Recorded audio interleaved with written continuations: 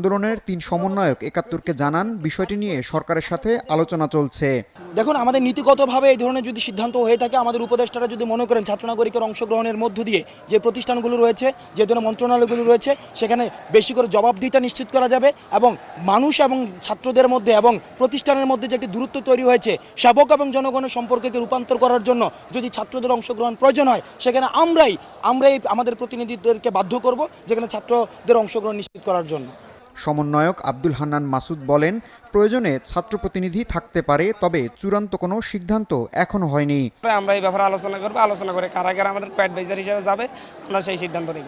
আমরা রাষ্ট্র সংস্কার করতে চাই, আমাদের প্রতিষ্ঠানগুলোকে শক্তিশালী করতে চাই, যে ভঙ্গুর রাষ্ট্র ব্যবস্থা সেটাকে আমরা স্থায়ী কিছু কাজ করতে চাই। এটার জন্য আমাদের গ্রাউন্ডের কাজ চলছে।